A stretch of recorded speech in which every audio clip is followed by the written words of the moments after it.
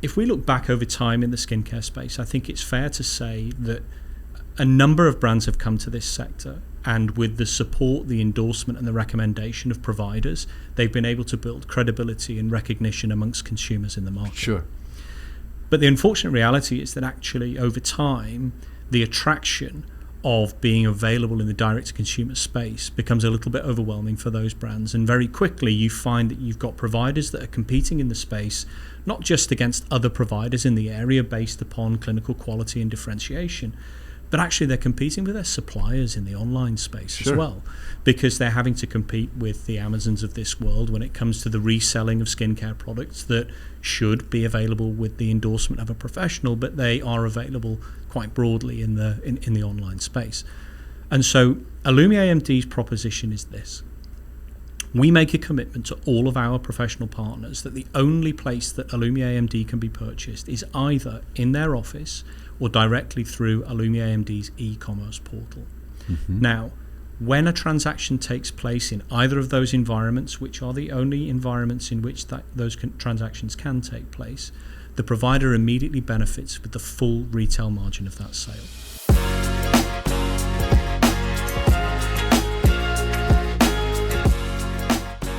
Hi, everybody. I'm Dr. Grant Stevens, and I'm here in beautiful Manhattan Beach in the studios of Technology of Beauty. If you like the Technology of Beauty, you're going to love the Aesthetic Innovation Summit, or AIS. This May 2024, the day before the Aesthetic Society meeting, we're hosting the 5th annual Aesthetic Innovation Summit. It doesn't matter if you're in industry or finance or clinician, you will love the Aesthetic Innovation Summit. We are going to highlight a number of different new products. We're going to have the ever-popular Shark Tank. We're going to talk about beauty below the belt, emerging technologies, and all sorts of fun topics. So if you want to register, go to attendais.com. That's attendais.com and register for the meeting May 1, 2024. Hello and welcome back to the Technology of Beauty, where I have the opportunity to interview the movers and shakers of the beauty business, and today is no exception.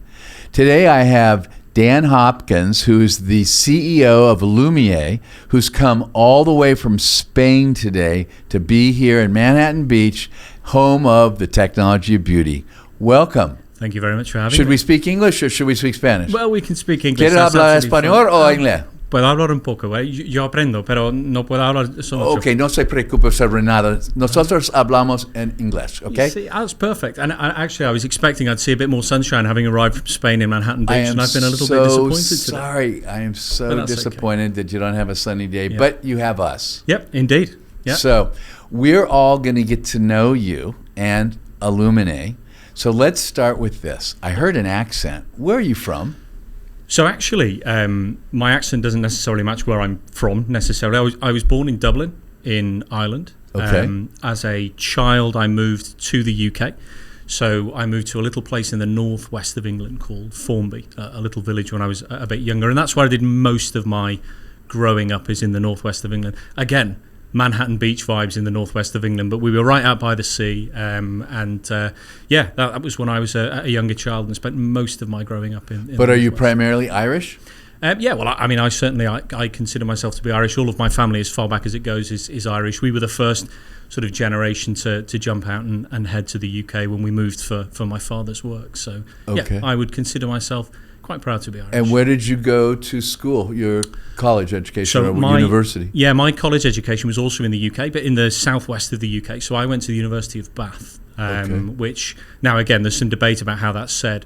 Given that I've got a Northern English accent, I say Bath. Some people say Bath, and some people say Bath. But so I was in the southwest of England for my university education. And what was your degree in? So I read economics and international politics. I sort of went to university without much of a formed plan of what I was necessarily going to do with the rest of my life. Most of us do that. Yeah. So I thought I'd take the opportunity to take a couple of subjects forward through university that hopefully were going to leave a few doors open for me when I left, and see where the rest of life was going to take me. And after university? Yeah, well, actually, I'd waited on tables while I was at university. And when I left university, I still hadn't quite figured out necessarily what I was going to do with my life. So I went and carried on waiting on tables for a little while. And I got in touch with a couple of graduate recruiters who were looking to sort of place people in different fields and find roles and opportunities for them. And I said to myself at the time, I'm back in the Northwest. I'm happy. I'm reconnecting with some friends, and this was great. I don't really want to go into the recruitment business, and I don't really want to relocate anywhere when I was talking to these graduate recruitment agencies. So I ended up relocating for a recruitment job, of course, and I moved over to York, and I found myself with a boutique sort of search business that were recruiting people in the medical device sector, and they were looking at growing their business into the pharmaceutical space, and that was my first real sort of step on the career ladder, was recruiting commercial professionals in the pharmaceutical business. I'll be darned. So you started in medical, absolutely. In recruiting. I didn't really know at that time, actually, but there were going to be some moments during that recruitment sort of career that I had, the 5 years that I spent in recruitment, that inevitably would go on to shape what has become a career that's been probably a bit more committed to the medical aesthetic space, because the first ever placement that I made as a recruiter was with a pharmaceutical business in the ophthalmology space called Allergan. And I went on to make a number of placements with Allergan, and then, whether it's hard work or luck that pays off, you meet other stakeholders and leaders across the business. And I got involved with this aesthetic stuff. They were recruiting this team to sell Botox and dermal fillers into the market, and of course the breast implants range that they were marketing in the surgical space.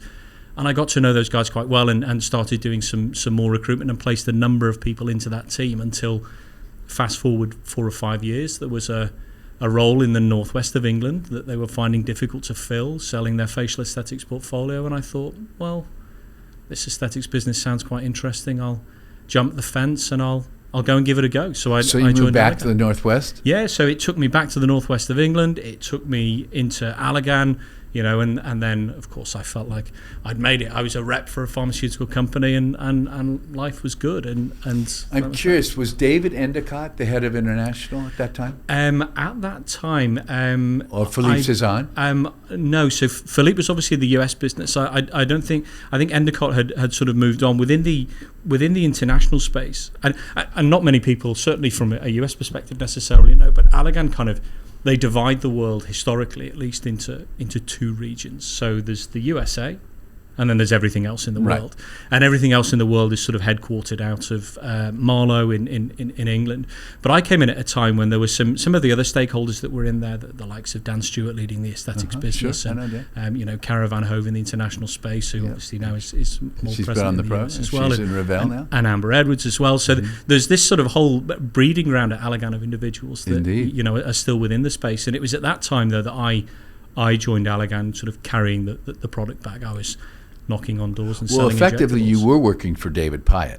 Yeah, essentially. Since everybody worked for David Pyatt. Of and course. he was on the program also. Yeah, absolutely. And the first episode we ever had here was Richard Gonzalez, or Rick Gonzalez, who's the head of AbbVie, who owns Allergan now. Yeah. And Allergan, of course, yeah. And that's how this program started. So it all goes back to Allergan once again. Well, do you know what? I think whatever people might say about this industry and however they might have moved their way through this industry, I know that as we look over time, the industry's really exploded. But certainly I feel that we all, to an extent, owe a real debt of gratitude to Allergan for what Allergan's innovation and growth in this space really built as a platform for every other brand to be able to go on and be successful with. And certainly from my perspective, I spent almost a decade and a very, very happy decade with some incredible people in some really interesting and varied roles across the Allergan aesthetics business. And so when you were up there, were you primarily doing facial aesthetics? Yeah, so I took a slightly unusual route to an extent in the sense that when I joined Allergan, I wasn't a science guy. I was a commercial guy. Economics, politics, and recruitment. I wasn't really somebody who was particularly understanding of clinical data when I started sort of selling products, as it were. So I did a sales role for a handful of years, quite successfully, and really enjoyed that. It was at a time when the market really was growing and booming. Sure. It was a great place to be. I then went into sort of key account management when we started to see real consolidation in the UK and Ireland market and some of the bigger chains emerging. But I then became a business consultant, which is a role that I believe in North America they're known as the APCs, historically, the Allergan Practice Consultants. So I essentially was sort of billed out by the hour on behalf of Allergan to kind of support some of their key customers to really grow and solve some of their commercial issues. And I think really it was at that moment that I thought, yeah, this is actually, that there is a real place for me in this industry, because I can do the things that I enjoy, the things that I love, and I can still do it within aesthetics, which is a sector that I'd really grown to enjoy and love at that point in time as well. So I did that role for a handful of years, and then I joined Allergan's International Strategic Marketing Group, so the group that's headquartered in Marlow. And essentially I took on a role where I had the opportunity for a period of time to take those business consulting services, and particularly business education, to new parts of the world. So I was there during the period when we launched consulting services into China. We had a growing consulting program in Australia, New Zealand, Japan, a great program in Canada as well, and of course in Europe, where there was a really strong business consulting group with some good longevity as well. So I really enjoyed that period of time. I got to work with some incredible people. I got to see some great parts of the world, and I got to do something that I really got a kick out of. And where was your home base during that consulting period? So I was still sort of in the northwest of England, but I was kind of travelling down to the south to be at Allergan's kind of international head office, and then of course travelling all over the world as necessary when we was kind of working with the Sure. local consulting teams as well. How exciting! Yeah, it was. I felt very, very fortunate to be in that position, truthfully, and I had a real passion for business education. And the consulting group within Allergan, I think, often is misunderstood or slightly underestimated in terms of the value that it can really drive in the market. And to be able to bring business education and try and educate the market en masse about setting metrics, building good financial practices, better consultation practices, it was it was cool. It felt like we were really doing something great for the sector. Does Allergan have a sort of a school, like an Allergan Academy, that actually groomed you to be this consultant, or was it just something that you picked up over the years? Well, if I was being groomed, I don't necessarily feel that I was that I was particularly aware of it. Okay. But certainly, it is an environment that really gives people opportunities, and that's why I say that it was a period of time for me in my career where I was incredibly happy to be part of the great growth that Allergan saw over that time, and I think it set me up well for the future, having that kind of variety of experiences and being in a very commercial environment within the aesthetic space. Because when Alumier came along, it was it just felt like a real natural fit and really good timing from Was my that perspective. the next job you had with Alumier? Yeah, so I went straight from Allergan's international group into Alumier. So, and it's funny, I remember getting the call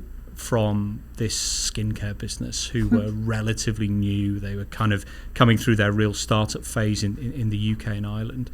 And I'd always, truthfully, being on the kind of injectable or surgical side of the market, I had to an extent sort of dismissed skincare. Uh-huh. And having been a consultant in practice, I'd seen how challenging it was for providers to retail skincare effectively in practice. Oftentimes it was a real distraction. It was an enormous time hoover and a very complex way for people to try and generate some additional revenue, but it felt like the lift was much greater than the reward for practices. So I had always dismissed skincare to an extent.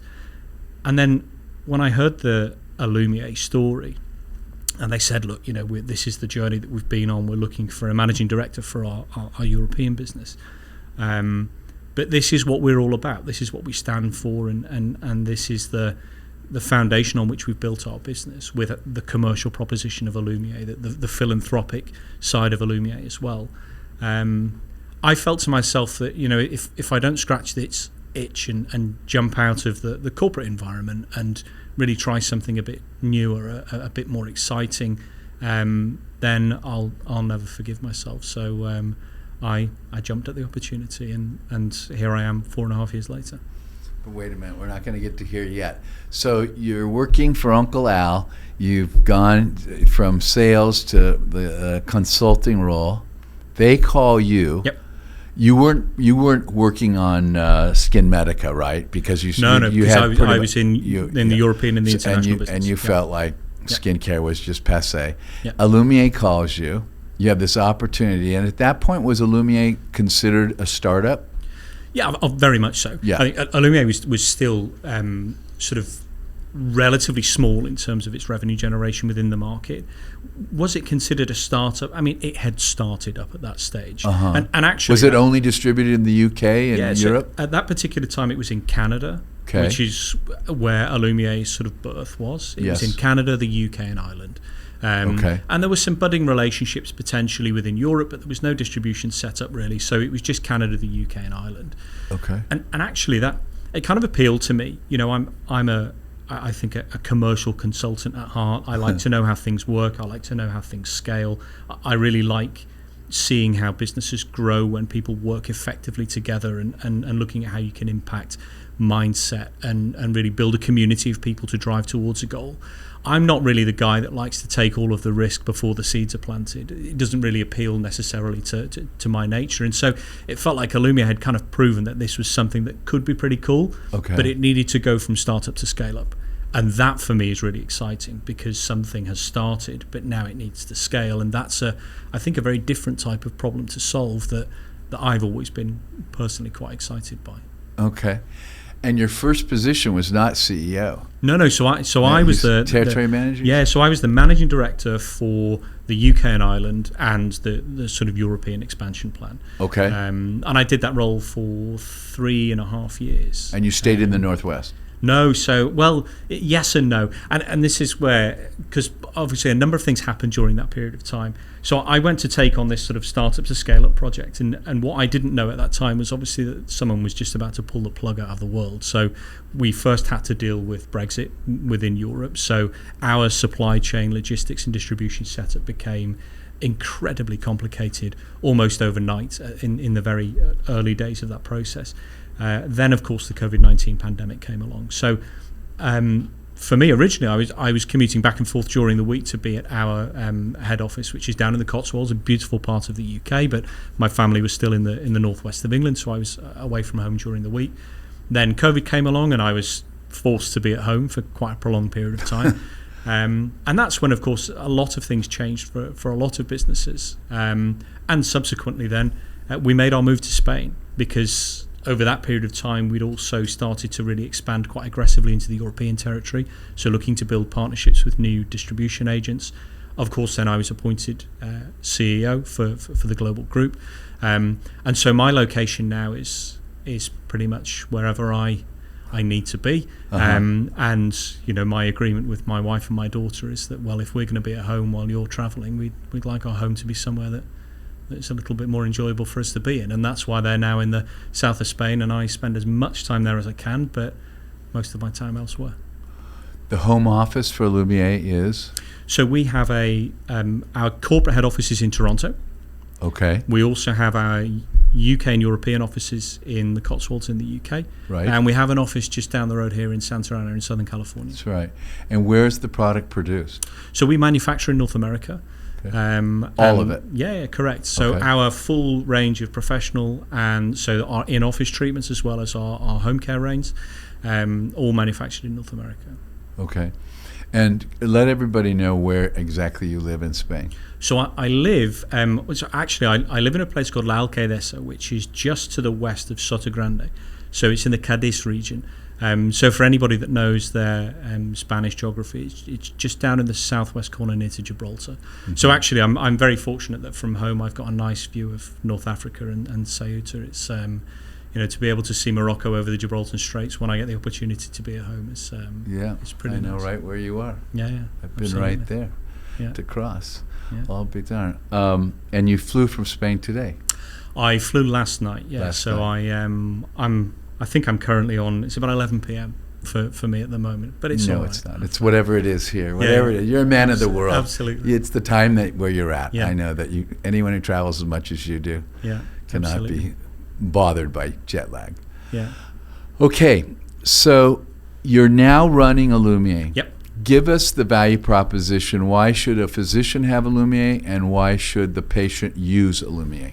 Great questions. So Alumier is a business that was founded to solve some very specific problems within the aesthetic sector. Okay. So I mentioned before my sort of occasional dismissal of skincare, because when I was consulting practices, often some of the challenges that they would raise for me is that skincare was a distraction, it was complicated, it was difficult for staff really to be able to grasp and to sell, and really it was a hiding to nothing in terms of profitability.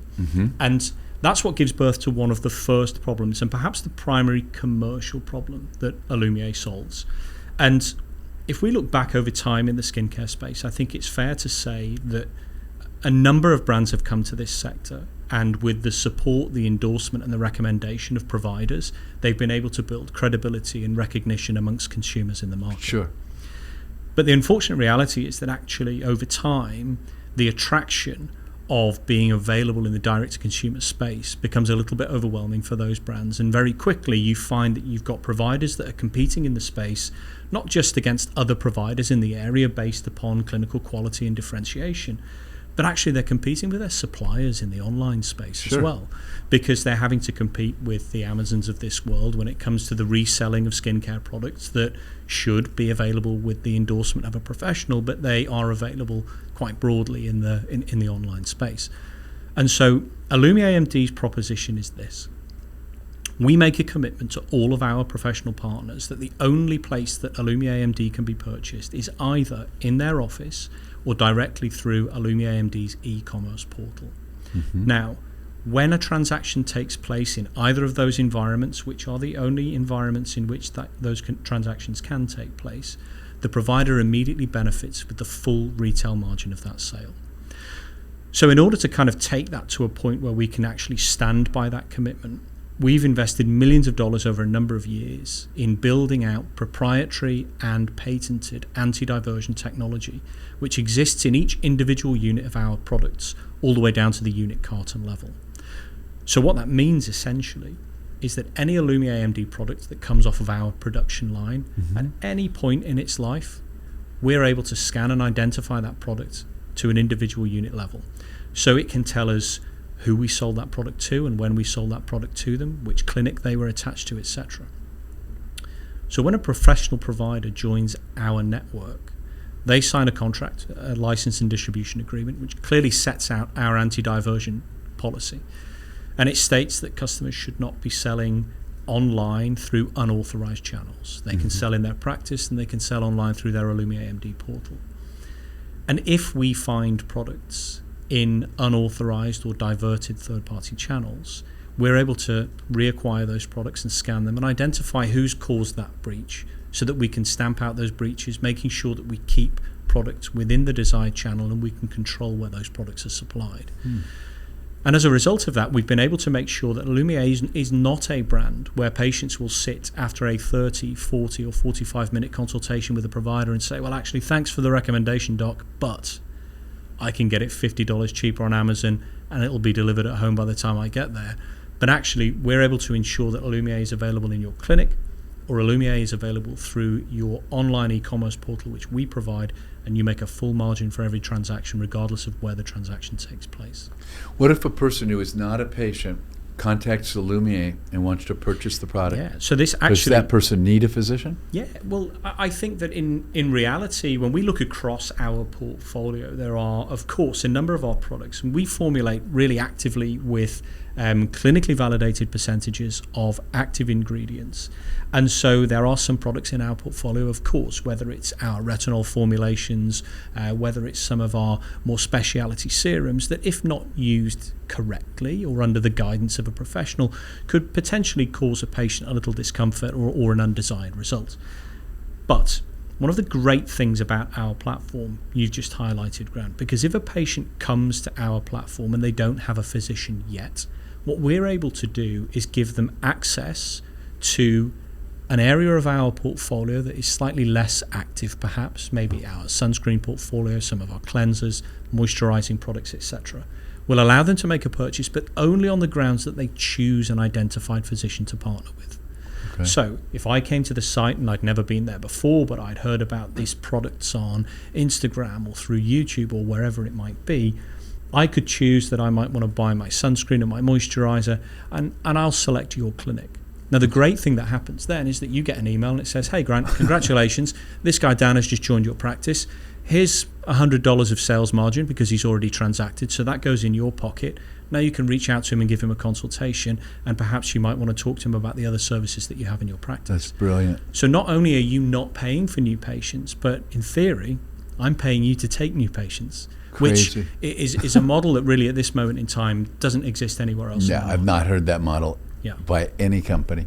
Yeah. When you identify them and you're finding out these people that are not distributing it correctly, is that with barcodes? No. So, I mean... or is that a secret? Yeah, well, it is. Okay, you don't need to tell me. It is a secret. But it's fascinating to me that every cup of every pot of these things, absolutely, that you can trace it back to the original source. And that really is a thread that runs through our entire supply chain. So our systems, our shipping and delivery service, our pick and pack methodology within our warehouse is all tied to our anti-divergent technology. I think we're perhaps, if not the only, one of the only skincare brands in the market with an engineering team. We've got a couple of engineers that really have worked in this space for a number of years, but incredibly talented guys that have been able to make sure that anti-divergent technology has been robust and consistent. That's amazing. Yeah. So you've made the case for the physician using Illuminate, for sure. And is it AlumierMD or Illuminate? AlumierMD. Okay, because Yeah. I've been saying Illuminate. That's right. Make the case now for a patient, for me, or you, any patient, or client, to use Illumia. What are the distinctive features or components or constituents, ingredients that would lead me to use that product? So, as a brand, inevitably, in order to be able to compete in the skincare space, you've got to have some pretty impressive products nowadays. Absolutely. Right? There are some incredible competitors in this space and some brilliant brands that are doing great things. And in terms of clinical validation of active ingredients, we generally meet the bar from a formulation standpoint. And one of the things that I think really is quite compelling for patients, and perhaps has become more compelling over the last couple of years, is the fact that AlumierMD, from a formulation philosophy perspective, we're a brand that formulates in the absence of PEGs, phenoxyethanol, parabens, sulfates, artificial dyes, artificial fragrances, etc. So in terms of the discussion and the conversation around non-active or non-efficacious ingredients, we make sure that we only formulate our products with ingredients that have an active effect on the skin. Okay. So there's nothing in our portfolio, wherever we can ever make it possible, there is nothing that we formulate with that isn't bringing direct benefit to the patient to address their skincare concern. Okay, I understand that. So as a result of that, our formulations are relatively clean and simple to understand in terms of what the product is designed to do and how it's designed to target a specific skincare concern. But we have quite a broad portfolio. And from a patient's perspective, perhaps the greatest benefit of Illumier is that because of the breadth of our portfolio and because of our use of active ingredients, it is hyper customizable. Now, it could potentially be a little bit overwhelming if you as a patient are, naively trying to access and understand what to do, but under the guidance of a physician or a provider, the AlumierMD portfolio becomes absolute rocket fuel for people's skin, because there are so many ways that provider is able to create a bespoke and curated individualized routine. Something that we've seen become significantly more popular of late. Patients are becoming much more educated and much more interested in that individualized aesthetic experience. Customized. And the AlumierMD portfolio allows patients to really feel like they've got a routine that's just for them.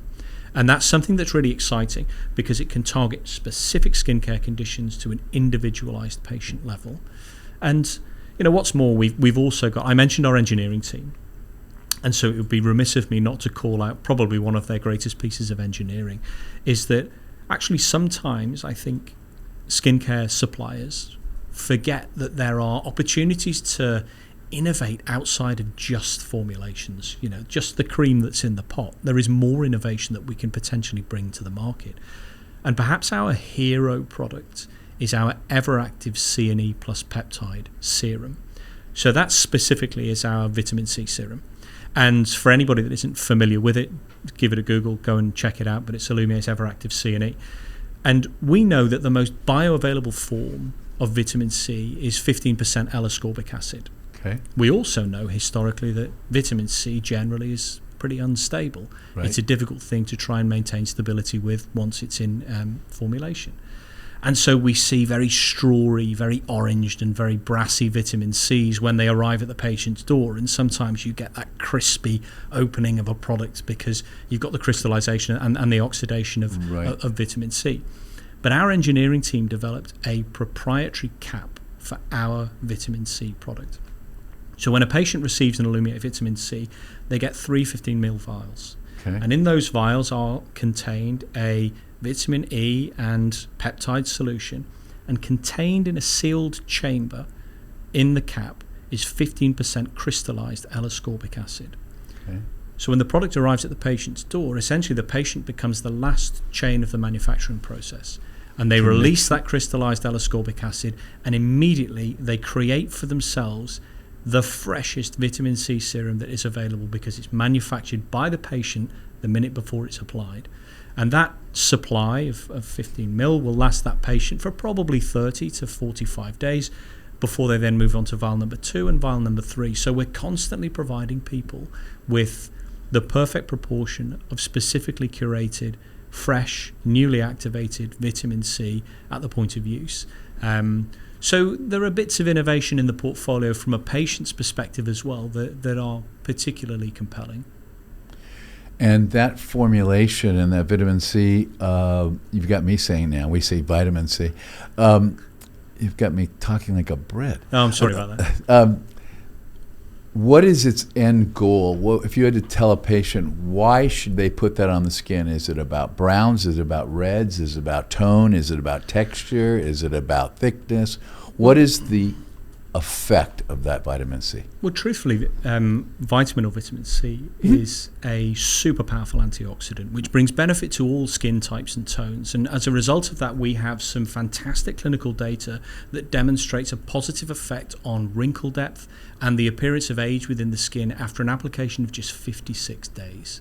So from a patient's perspective, general skin quality concerns, vitamin C is a really important part of every skincare routine. Of course, every routine should always contain an SPF, and at Alumier, we're incredibly proud of our fully physical SPF range that offers SPFs for all skin types and tones.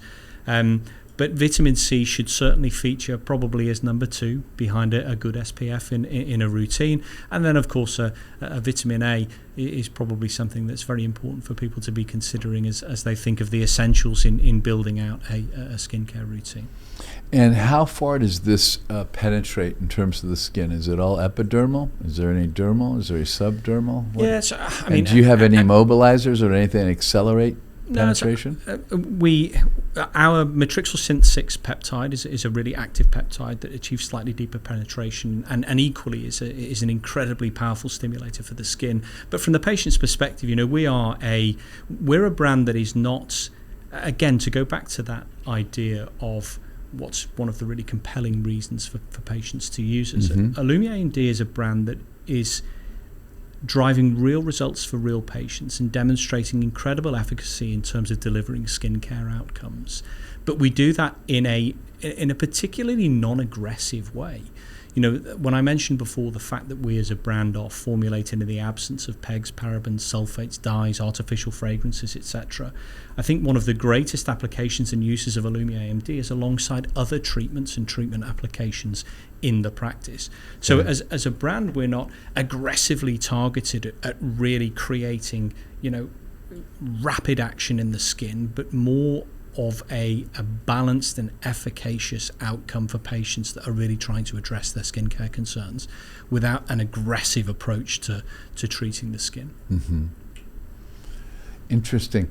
And are you, or have you, will you be partnering up, and I don't mean financially, but working together with other energy-based technologies to optimize their results? 100%. I think again, to go to the previous point, Yes. and thinking about how Alumier is not a brand that is not brightly coloured, heavily fragranced. It's not a brand that's really aggressive or particularly irritating to the skin. We give ourselves the opportunity to really position ourselves within the provider's office as a pre and post treatment brand that helps both to prepare patients for in-clinic treatments, but also to really support patients on their post-treatment journey.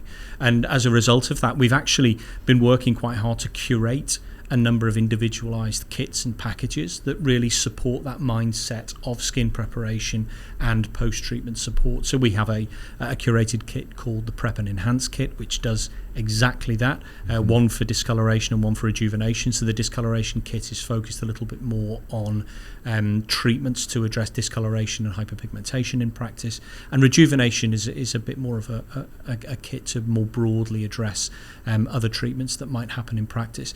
But I'm 100% motivated to engage with other providers in the space. One of the great things about this sector is that there is such a diverse range of treatments and such a rapid acceleration of innovation happening in the space right now. Indeed. That there are so many opportunities to partner, to really build relationships and grow together with other brands. We're very fortunate that this market has a really positive outlook ahead of it in terms of growth, in spite of maybe some economic headwinds. The aesthetic market is robust and resilient, and I think will serve us all well. So we don't need to treat ourselves as islands, and finding opportunities to work with other brands to bring value is something that is definitely on Alumier's radar constantly. I applaud that, and I couldn't agree with you more. Along those lines also, what are you doing in terms of subscription modeling? Are you doing it internally? Are you drop shipping people? You mentioned online sales through AlumierMD. Have you partnered with any financial institutions, or are you doing it internally? Do you have a subscription model? So no, we have not yet. And I think that subscription modeling is a really, really interesting one. One of the things that I love about the aesthetic space is that in some areas it's exceptionally innovative. And then in other areas, it takes a little while to find out where generally accepted technology from other spaces can really be applied within the aesthetic market. I think subscription modeling is a very good example of one of those things, because there are inherent risks with subscription modeling at a provider level, in the sense that you want to make sure that you've got the right balance of cash in versus treatment out, that you've got patients really understanding the right level to go to in terms of their aesthetic treatments, and you can manage expectations effectively. But I definitely feel that subscription modeling has a firm place. I just don't know if I could really chart it exactly on a piece of paper yet to say this is exactly how it fits. One of the challenges for Alumier, of course, is that because we offer a protected e-commerce environment, we're also competing with the likes of Amazon and the larger online retail and distribution businesses. And while it's very, very difficult to meet their drop shipping standards of delivery within 2 or 3 hours, actually we have to constantly try to make sure that our platform and our e-commerce service is competitive, is innovative, and is maintaining pace with market standards. So we're constantly having discussions internally about whether or not we've got the opportunity to add new elements to our service, whether that's auto subscriptions, and whether that's drop shipments or auto shipments, etc. These are all things that absolutely we need to consider when the time is right and when the balance is right. But we must also remember from Alumier's perspective that while we're here to deliver product to the consumer, we're doing it on behalf of the professional. And we're here to make sure that the professional is A, always considered, B, always rewarded, and C, always our primary customer. So we're an extension of the provider. And whilst we want to make sure that we're innovative and we're providing services for the consumer and for the patient, we have to remember that primarily we're here to serve the providers. And so as a result of that, finding opportunities to make sure that we're embracing new technology while respecting our core value of protecting and growing the sector is it just adds another dimension of challenge to how we figure some of those things out within our business. One of the problems with any skincare line, and it's not unique to skincare, and the consumer is using a product, is invariably they run out of the product. Yep. and especially in this physician model, because then they have to find their way back to the physician. And mind you, it could be just going back in to get another shot of Botox. Yep. Okay? And it's during that dry period that they become non-therapeutic for whatever reason. Yep. And it could be animation from Botox. It could be the Juvederm wore out. You were from Allergan, so I chose those on purpose. Yep. But it's no different with the vitamin C or any of the other ones. Correct. And so having a vehicle without in any way affecting the physician model, the fact that the physician is rewarded for his patient, his or her patient, buying it. I think that a subscription model for you would get over that dry spend, that potentially. Yeah, so you could maybe sell more product, and more importantly, have a happier patient and happier physician. Yep. Something to think about. Well, and with that in mind, let's see. I'm going to introduce you to something. How long are you here in Southern California? I am here until tomorrow morning, I'm afraid. Tomorrow morning. Well, we have a few hours. Yeah, that's fine. So there's a company down by where you are, down in Orange County. Yep. And you may have heard of it. It's a finance company called Patient Fi. Yep. And Todd Watts was on this program only a few weeks ago. And I'm going to send it to you. I want you to watch it or listen to it when you're flying back to Spain. Yep. He's a wonderful, wonderful guy. And he is the co-founder and CEO of Patient Fi. Well, a few years ago, he started a mission to introduce a subscription aesthetic services. And he spent a couple years developing Privy. And I'm going to give this to you. And I'm going to help connect you to Todd, who is the CEO and co-founder, as I mentioned, because this is something you two could potentially partner. It would not cost you anything in terms of you're not putting up the finances. So that's a hurdle. Otherwise, if you want to create your own subscription service, you have to pay the doctor and then sit there waiting and chasing the patient. Oh, absolutely. If they pay the doctor the very next day, whatever that looks like, and they chase the patient, that eliminates that burden on you and the capital requirements, right? No, absolutely. And if I could show you that you would sell 30% to 45% more product by just doing that, you might be interested. Oh. And I have a few models in which I can share with you. But do you have an iPhone? I do. Do you pay by the month? I do. That's because we all have to now. And you know what happened? You know why iPhone did it? Well, when was the last time you got a new iPhone? Well, that's a great question, actually. Well, on average, it's 2 years probably ago. Probably a couple of years ago, Yeah. And you know that cut down, they went from 4 years to 2 years by one thing, subscription. Interesting. And I can go right on down the list of many examples of subscription, but you were selling Botox, and you know about brilliant distinctions, right? Yeah. So let me ask you something. If we Google brilliant distinctions right now, and we find out how many times a year a patient gets Botox, well, we know they should get it 3 or 4 times a year to be therapeutic the whole time. Yep. And not to do like this. What do you think Allergan's own data says on brilliant distinctions? Oh, that's a great question. I know the answer. I'm going to have a guess because you know the answer and I don't. Yeah. I'm going to suggest that on average a patient has their treatment 1.2 times per year. Very good. It's 1.4. Oh. You're very close. Most people guess a much higher number. So it's 1.4. So if you're supposed to get it 3 to 4 times a year, especially if we say 4 times a year, then that means that over half of the year, the patient's not therapeutic.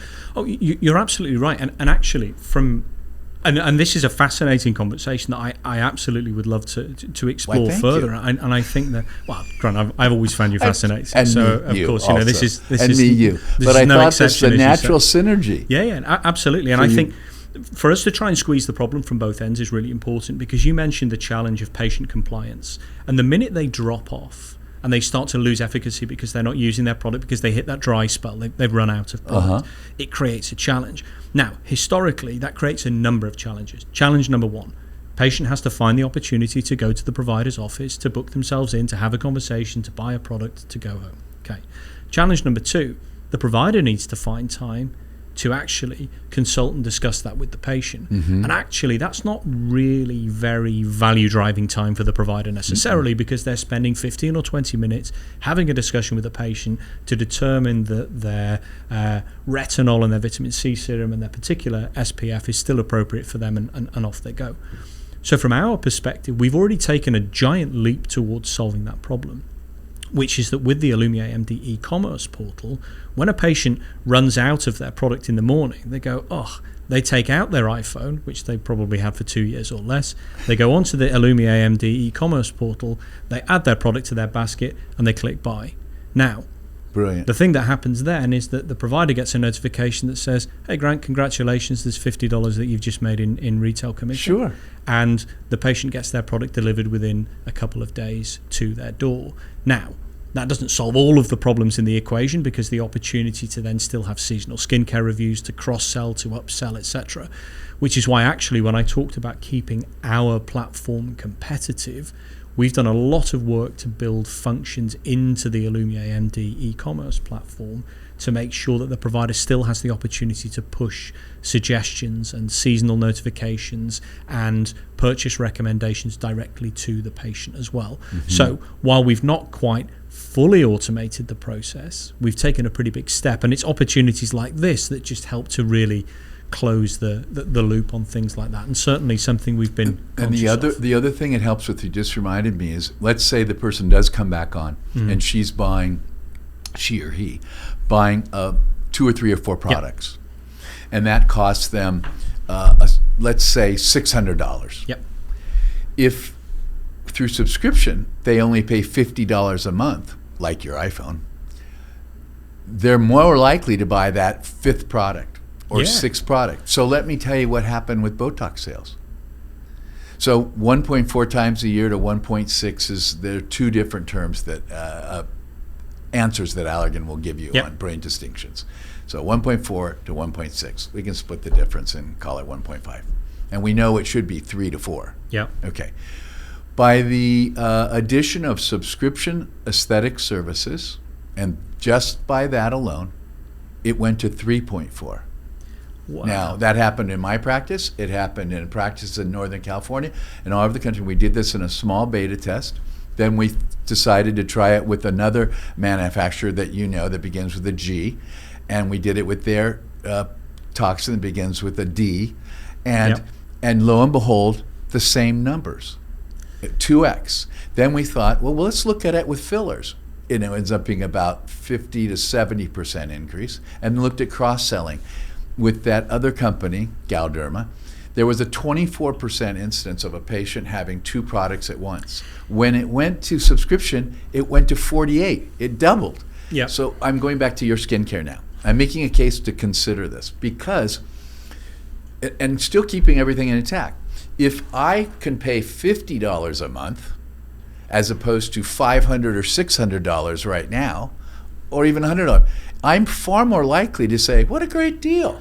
Oh, and absolutely. the doctor still gets paid, and you get paid the very next day. Yeah. They take all the other hassle of finding the money. And Absolutely. all. Just something to think about. And it's right down in your neck of the woods where your other company is. And Todd is a wonderful guy. You're going to love him. Well, I will. Give him a jingle. Yeah, absolutely. I'll try to remember to send you the piece he was on here on Technology of Beauty. You two would really enjoy each other's company, and it might be accretive to both your companies. We were just talking about integrating Lumiere with, say, a capital company, a laser company or something like that. And it dawned on me, well, heck, why not a financial company? Well, yeah, I mean, look, it's these connections that make you think a little bit differently. They challenge your view of the world, and they allow you to tap into different ways of doing things. So 100%, we're all about, building relationships in the sector. Fantastic. Well, it's been absolutely delightful. We could go on forever.